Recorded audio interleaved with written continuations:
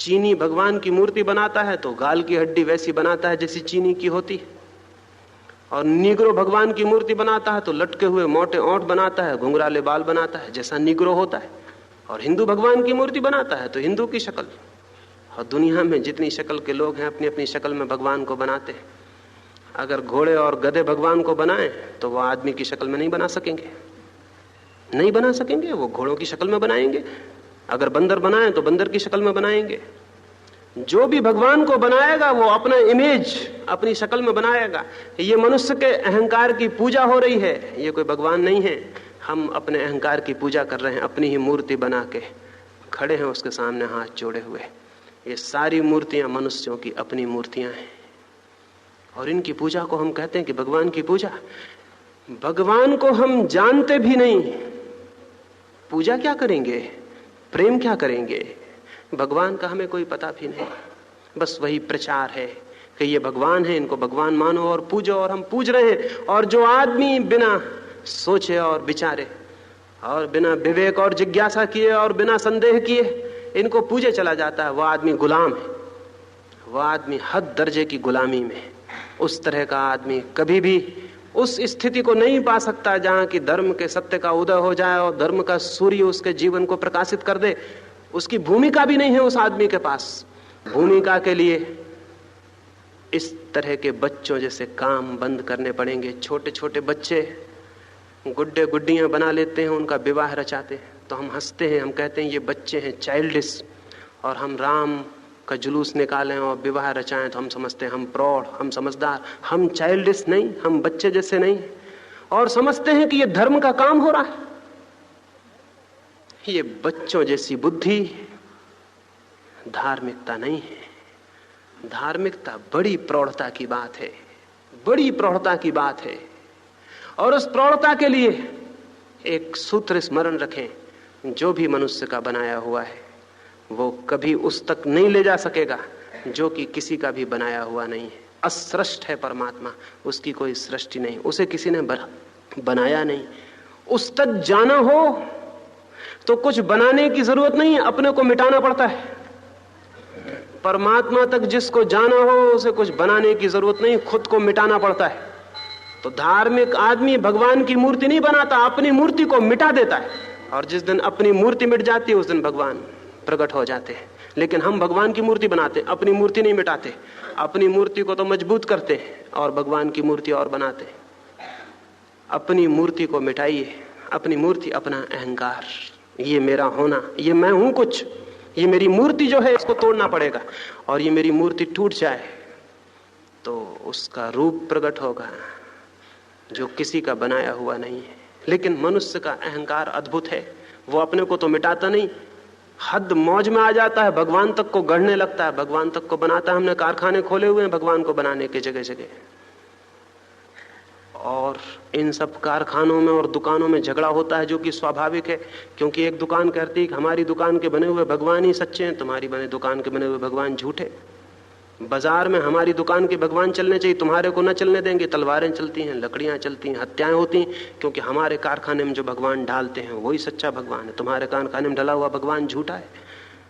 मनुष्य भगवान को डालता है, फिर बाजार में बेचता है। दुकानें खोली हुई हैं और इन दुकानों का कुल परिणाम इतना हुआ है कि मनुष्य निर्मित भगवान के इर्द गिर्द मनुष्यता को हम घुमा रहे हैं, और परमात्मा से आदमी रोज रोज दूर होता चला गया है। ये इसको हम कहते हैं पूजा, प्रार्थना और मंदिर।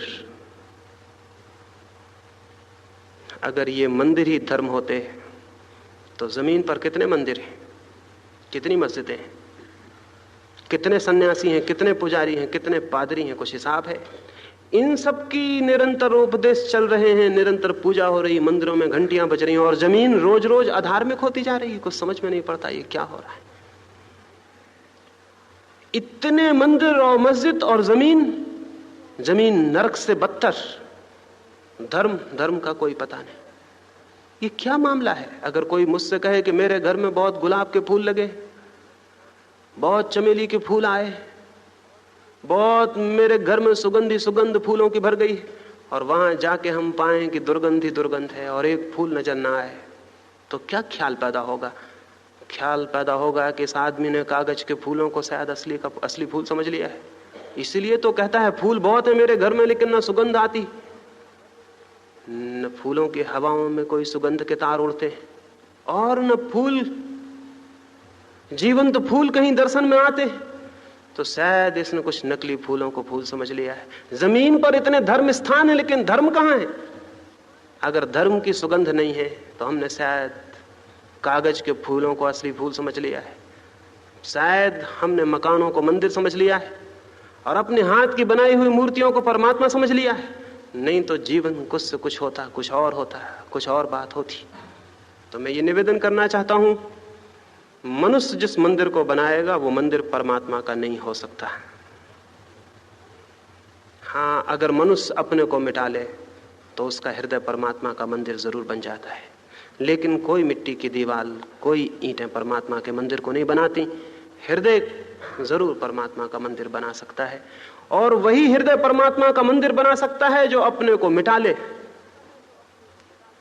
रविंद्रनाथ एक रात एक बजरे में थे, एक नाव पर थे, पूर्णिमा की रात थी, एक मोमबत्ती को जला के किताब को पढ़ते थे।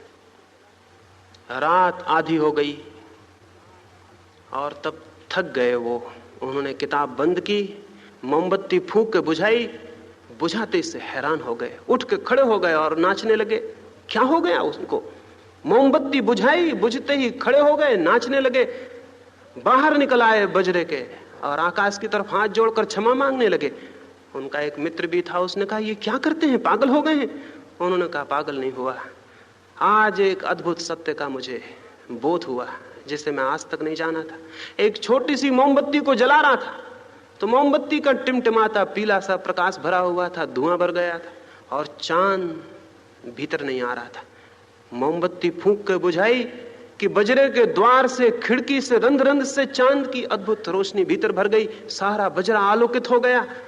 तो रविन्द्रनाथ ने कहा आज मुझे एक अद्भुत सत्य का दर्शन हुआ है। एक छोटी सी मोमबत्ती मेरी जलाई हुई धुआं फेंकती थी, पीला प्रकाश फेंकती थी, और मेरी जलाई हुई छोटी सी मोमबत्ती परमात्मा के जलाए हुए चांद को बाहर रोके रही, भीतर ना आने दिया।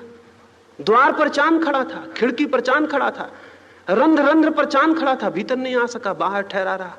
एक छोटी सी मोमबत्ती ने बाधा दे दी और मैंने मोमबत्ती बुझाई और चांद भीतर भर गया और सारा अद्भुत आलोक सारे बजरे को छा लिया, सारे बजरे को डुबा दिया। तो आज मैंने जाना कि जब तक मेरे भीतर भी मेरे अहंकार की छोटी सी मोमबत्ती जलती है तब तक परमात्मा का प्रकाश भीतर नहीं जा सकेगा।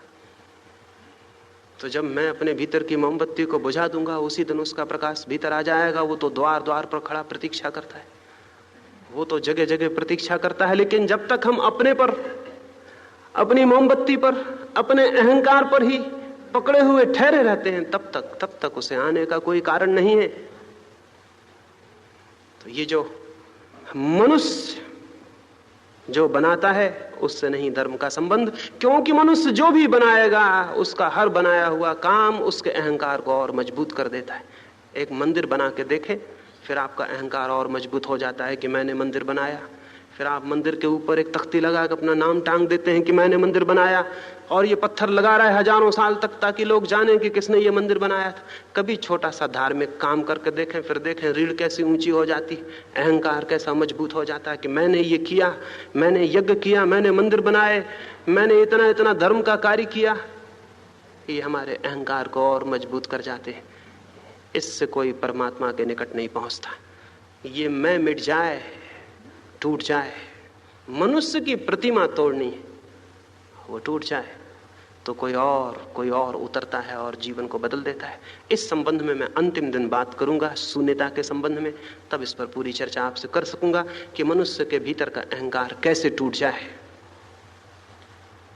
ये हमारी पूजाएं, हमारी प्रार्थनाएं भी कोई अर्थ नहीं रखती। क्यों? एक छोटी सी कहानी से आपको कहूं। पूछा है कि हम पूजा करते हैं, प्रार्थना करते हैं, तो क्या ये सब व्यर्थ है? समुद्र में एक नाव थी, बहुत यात्री उस नाव पर थे, एक फकीर भी था। नाव किनारे के करीब करीब पहुंचने को थी। आशा थी कि सुबह होते होते नाव किनारे से लग जाएगी।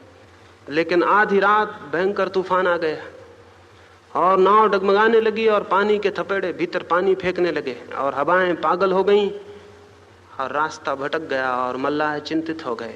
और आधी रात को सारे यात्री जग गए, हाथ जोड़कर घुटने टेककर आकाश की तरफ प्रार्थना करने लगे कि हे परमात्मा हमें बचाओ।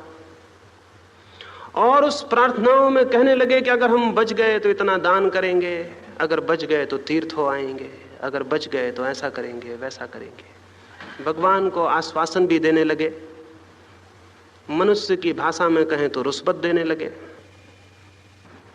और धर्म की भाषा में कहें तो भगवान के सामने प्रतिज्ञाएं और व्रत लेने लगे कि हम ऐसा करेंगे, हम वैसा करेंगे, मगर हमें बचाओ।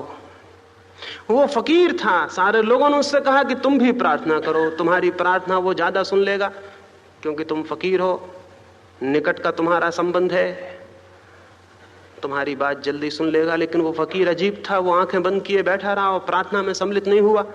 तो वो सब बहुत नाराज हो गए और उसने कहा कि तुम कैसे दुष्ट आदमी हो, तुम भगवान के निकट रिश्तेदार मालूम होते हो, जीवन भर के फकीर हो, तुम कहोगे तो जल्दी मान लेगा, मिनिस्टर भी उसका कोई रिश्तेदार कहता है तो जल्दी मान लेता है, भगवान भी तुम्हारी जल्दी मान लेगा, लेकिन तुम हो कि तुम चुप बैठे हो। वो फकीर लेकिन चुप बैठा रहा। सुबह होने के करीब थी, बजरा डमाडोल हो रहा था, डूबने के करीब था। वो सारे लोग आंसू बहा रहे हैं, प्रार्थना कर रहे हैं, और तभी वो फकीर चिल्लाया कि ठहर जाओ, देखो वायदा मत कर देना, वचन मत दे देना, प्रॉमिस मत कर देना भगवान से, किनारा करीब आ गया है। वो तो सब बेचारे प्रार्थना में थे, आंख उठा के देखा किनारा करीब था, प्रार्थना वहीं भूल गए, अपना सामान बांधने लगे।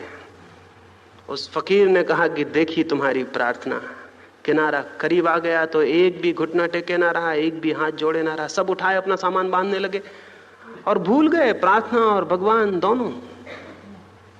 हमारी सब प्रार्थनाएं भय से पैदा होती हैं या प्रलोभन से पैदा होती हैं, और भय और प्रलोभन जहां है वहां प्रार्थना असंभव है।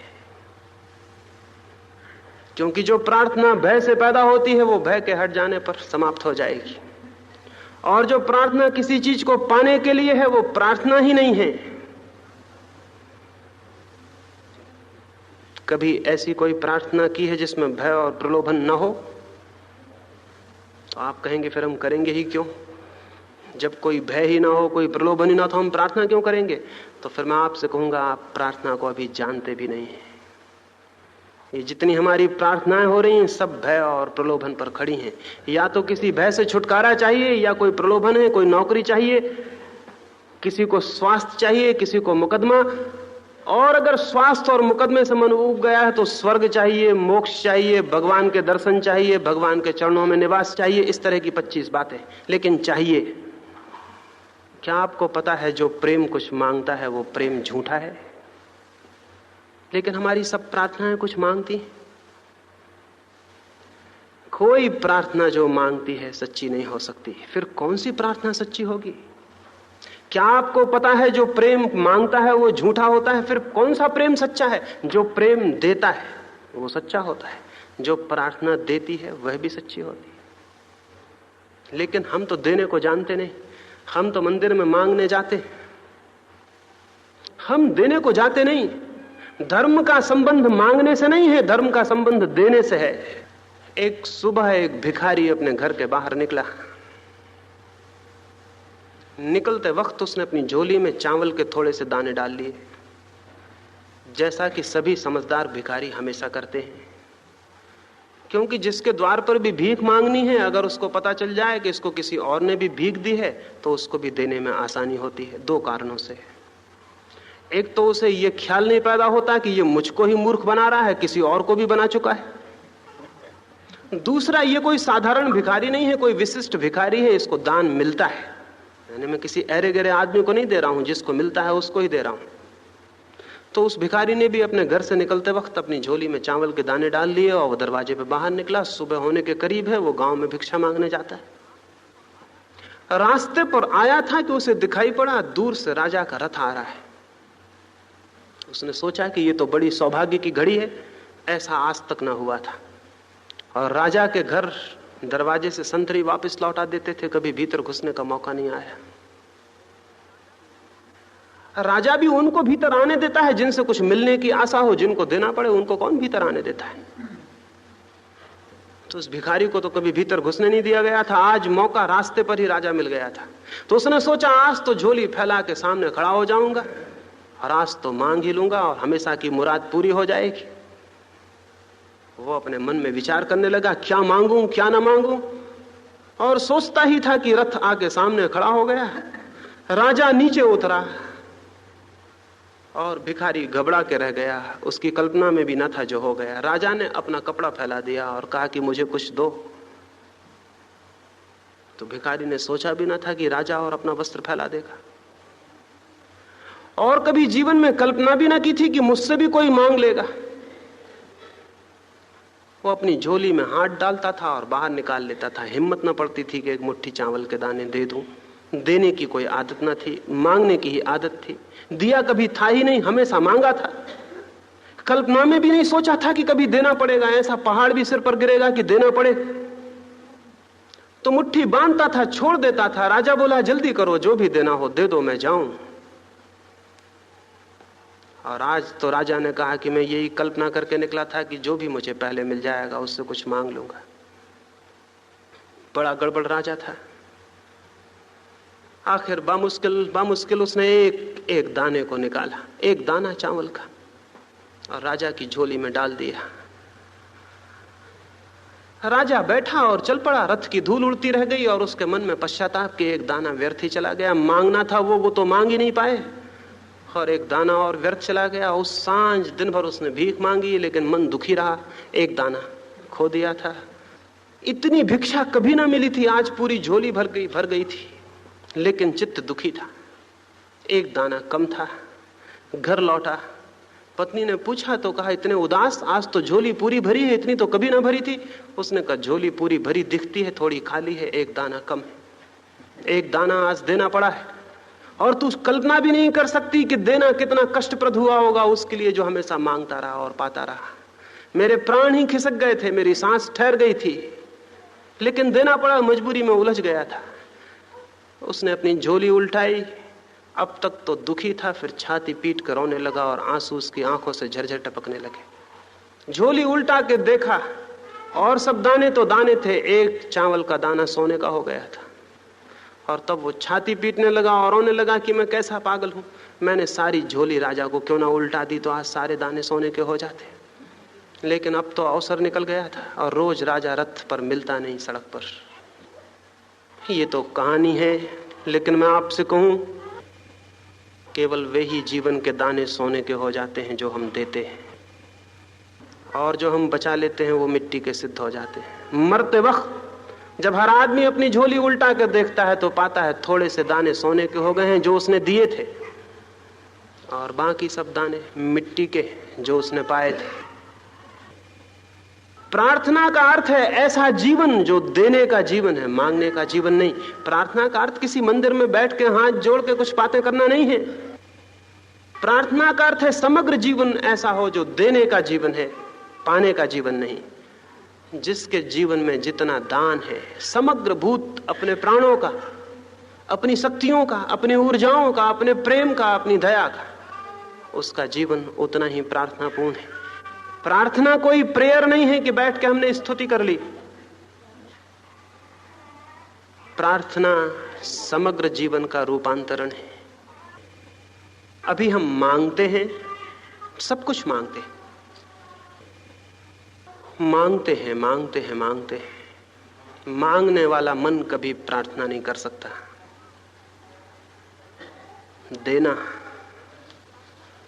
देना ही प्रार्थना है। प्रार्थना कोई शब्दों की स्तुति नहीं है, पूरे जीवन का देना है। तो देने की जिसके जीवन में दृष्टि होती है, और हमारे जीवन में तो मांगना ही मांगना होता है। भिखमंगा मांगता है तो ये मत सोचना कि भिखमंगा मांगता है। हम सब भी भिखमंगे हैं, कोई छोटा भिखमंगा है, कोई बड़ा भिखमंगा है, हम सब भिखारी हैं। जिनको हम महामहिम कहते हैं और जो बहुत बड़े बड़े हैं वे भी मांगते ही रहते हैं। एक फकीर था फरीद, वो अकबर के समय में हुआ। उसके गांव के मित्रों ने उससे कहा कि मित्र, अकबर तुम्हें बहुत आदर करता है, तुम जाओ और उससे कहो कि हमारे गांव में एक मदरसा खोल दे, एक स्कूल खोल दे। फरीद गया सोचा जल्दी जाऊं, सुबह सुबह अकबर का मन अच्छा होगा। भिकमंगे सभी सुबह सुबह आते हैं, सांझ कोई भिकमंगा नहीं आता। भिकमंगे बहुत दिनों से मनुष्य के मन को समझते हैं कि सुबह सुबह थोड़ा ताजा रहता है, सांझ थक जाता है। सुबह मिल जाए तो कुछ मिल जाए, सांझ तो कोई देगा नहीं। इसलिए फरीद भी सुबह सुबह पहुंच गया अकबर के वहां। अकबर नमाज में था, वो सुबह की नमाज पढ़ रहा था, तो फरीद जाके पीछे खड़ा हो गया। सोचा कि अच्छे मौके पर आ गया हूं, नमाज से उठेगा तो शायद देने के लिए पिघल जाए। वो खड़ा है पीछे, अकबर को पता नहीं कोई पीछे खड़ा है। अकबर हाथ जोड़ के जब नमाज पूरी किया, प्रार्थना पूरी किया, तो उसने कहा, हे भगवान, हे परमपिता, मेरे राज्य को और बढ़ा, मेरे धन को और बड़ा कर, मेरी सीमाओं को और दूर ले जा, मेरी यश की पताका और ऊंची उठा। इस भगवान से कहा। फरीद ने सुना, वो चुपचाप वापस लौट पड़ा। अकबर उठा, उसने देखा कि फरीद लौटता है, उसने रोका और पूछा कि आए और चले बिना कुछ कहे। फरीद ने कहा कि मैंने सोचा कि मैं एक सम्राट के पास जाता हूं, यहां मैंने पाया यहां भी एक भिखारी है। मैं तो सोच के आया था कि एक सम्राट के पास जाता हूं, लेकिन तुम्हारी प्रार्थना सुनी और पाया कि तुम भी एक भिखारी हो, तो अब मैं वापस लौट जाता हूं। एक भिखारी से मांगना तो शोभा नहीं देता, और अगर अब मांगना ही होगा तो हम भी उसी से मांग लेंगे जिससे तुम मांगते थे। अब तुमको बीच में क्यों ले, अब अकारण तुमको क्यों परेशान करें। फरीद लौट गया, उसने अकबर से नहीं मांगा। फरीद की आत्मकथा में बाद में लिखा है कि वो लौट गया, उसने नहीं मांगा, क्योंकि उसने कहा एक भिखारी से क्या मांगना। तो हम सब भिखारी हैं, हम सब मांग रहे हैं, और जो मांगने वाला है वो प्रार्थना करेगा तो प्रार्थना में भी मांगना ही होगा, भीख ही होगी। परमात्मा के पास भिखारी होकर कोई कभी नहीं पहुंचा है, परमात्मा के पास सम्राट होकर पहुंचना पड़ता है। जो देता है वो पहुंचता है, जो मांगता है वो कभी नहीं पहुंचता। इसलिए मैं आपकी प्रार्थनाओं की समर्थन में नहीं हूं, लेकिन हाँ, एक प्रेम का जीवन हो सकता है, देने का जीवन हो सकता है, वो जीवन प्रार्थना है।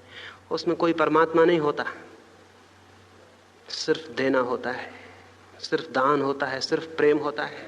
और धीरे धीरे देना और दान और प्रेम उस जगह पहुंच जाता है कि हम अपने को समग्रीभूत खो देते हैं, सब भांति दे डालते हैं। उसी स्थिति में जबकि हम सब भांति दे चुके होते हैं, उसकी उपलब्धि होती है जो सब कुछ है। तो इसलिए इन प्रार्थनाओं का कोई मूल्य नहीं, कोई अर्थ नहीं। एक और अंतिम प्रश्न, फिर और जो प्रश्न बच गए हैं वो मैं कल चर्चा करूंगा। एक मित्र ने पूछा है कि हम जो कुछ भी करते हैं सभी में कामना रहती है, वासना रहती है, इच्छा रहती है। कोई ना कोई कामना, कोई ना कोई इच्छा, कोई ना कोई वासना, कोई डिजायर, हम जो भी करते हैं कोई पाने की आकांक्षा रहती है। और आप कहते हैं पाने की आकांक्षा ना हो तब तो फिर हम कुछ करेंगे ही नहीं। नहीं, हम एक ही तरह के काम को जानते हैं, एक तरह का और भी काम होता है जिसका हमें कोई भी पता नहीं। हम एक ही तरह के काम को जानते हैं जिसमें कुछ मांगना, कोई इच्छा, कोई लक्ष्य, कोई फल की प्राप्ति।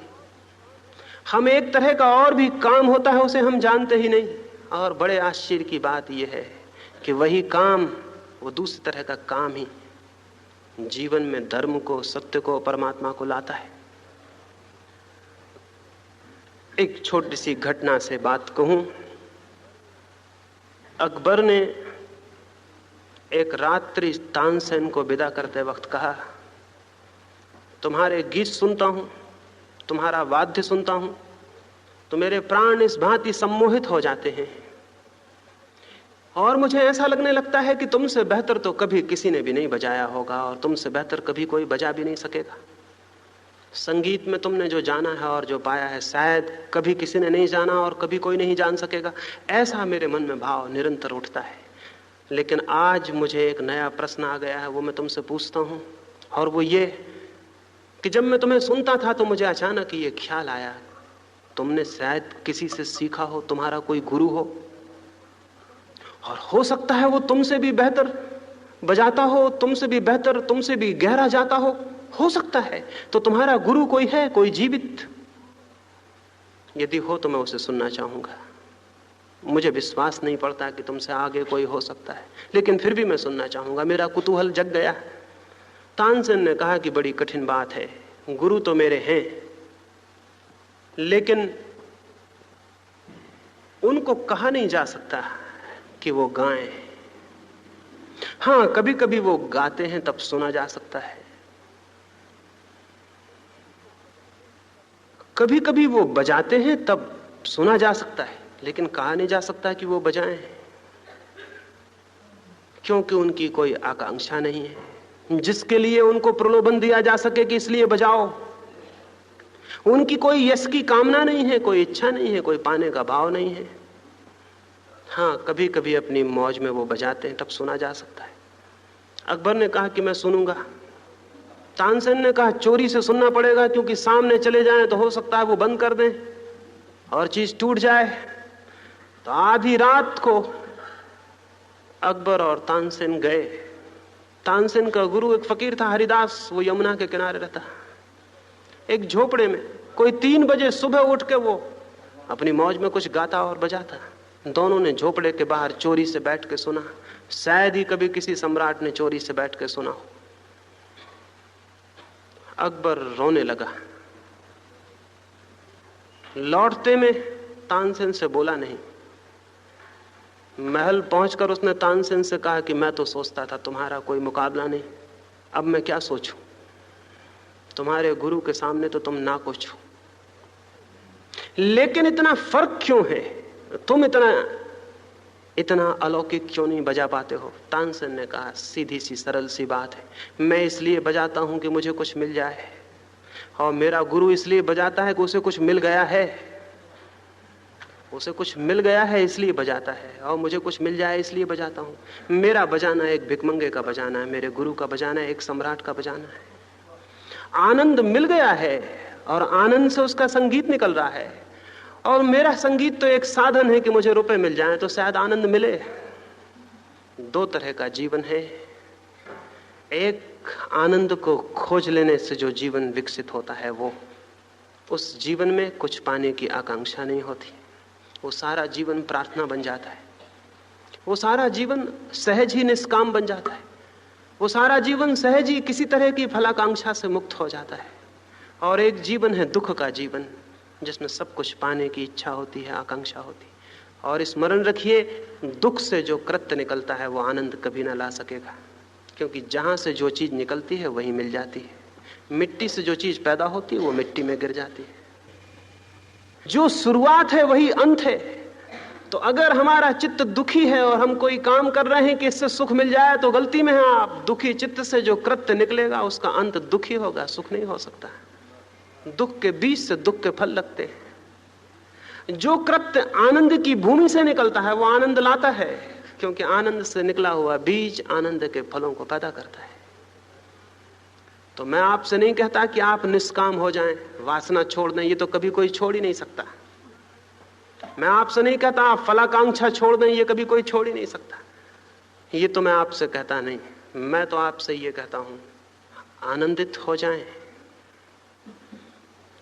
और आनंद को पाने का सूत्र है, मार्ग है। और जिस दिन आप आनंद को पालेंगे, पाएंगे कि गई आकांक्षा, गई वासना। आनंद से भरी हुई आत्मा में कोई वासना नहीं होती, दुख से भरी हुई आत्मा में होती। तो जिसका चित्त दुख से भरा है, अगर वो वासना छोड़ने की बातें करता हो तो पागल है, ना समझ है, वो कभी छोड़ नहीं सकेगा। दुखी चित्त वासना छोड़ ही नहीं सकता। दुखी चित्त से तो वासना पैदा होती है। हाँ, हम दुखी चित्त को छोड़ सकते हैं, और दुखी चित्त छूट जाए तो उसके साथ उसकी सारी वासना विलीन हो जाती। और दुखी चित्त छोड़ना अत्यंत सरल बात है, क्योंकि दुखी चित्त हमने बनाया है, इसलिए है। अगर हम ना बनाएं तो दुखी चित्त विलीन हो जाएगा, और तब जो शेष रह जाता है वो आनंद है। आनंद हमारा स्वभाव है, हमारा स्वरूप है। उसकी बात मैं कल करूंगा, परसों करूंगा, कि वो हमारा स्वभाव और स्वरूप कैसे उघड़ जाए। उसे कहीं से पाना नहीं है, वो हमारे भीतर मौजूद है। मेरी इन बातों को इतने प्रेम और शांति से सुना है, उससे बहुत बहुत अनुग्रहित हूं। अंत में सबके भीतर बैठे परमात्मा को प्रणाम करता हूं। मेरे प्रणाम स्वीकार करें।